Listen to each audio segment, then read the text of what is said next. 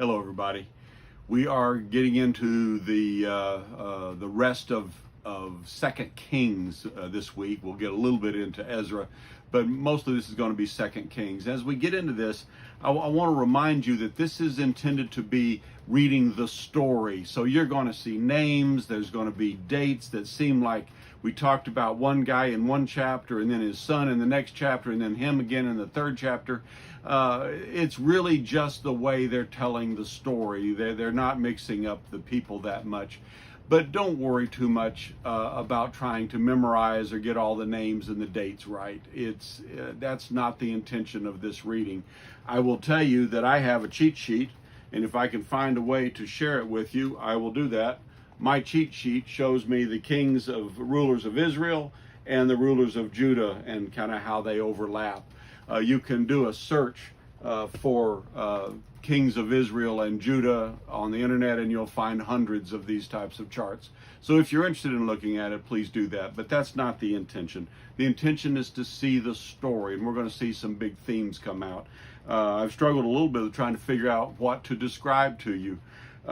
So we're picking up in chapter 7, and we're still in the middle of Elisha. Elisha has replaced Elijah as the principal prophet in the land at this point in time.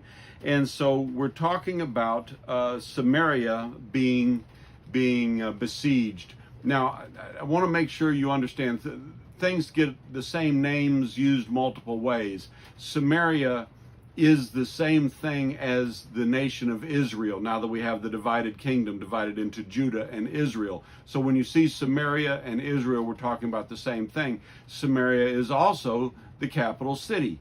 So when they talk about being besieged, we're besieging the city of Samaria in the land of Samaria, which is the same as the nation of Israel. So you see kings of Israel are in Samaria, and one of their capitals, they have a couple of them, is the city of Samaria.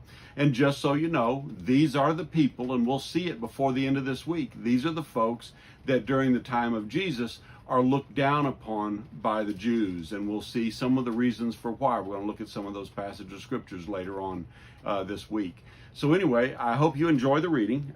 Chapter 7, we have the land is besieged. Samaria is besieged. There's a famine. It's costing a lot of money to get any kind of food. And Elisha says, no big deal. By tomorrow night, everything's going to be fine. And the Lord delivers them. The siege is lifted. And they continue on. Chapter 8, Elisha had told the Shunammite woman who gave him a place to stay and had the son. He told her to get out of Dodge because things were going to be bad, and she did. So coming back, the Shunammite woman's land is restored in chapter 8, and then you have this whole series of events about Hazael murdering Ben-Hadad, and this guy Hazael is going to be a bit of a problem throughout most of chapter 8. And then we're talking about Jehu. When you get to chapter 9, Jehu is the only king in Israel that is started off referred to as a good king.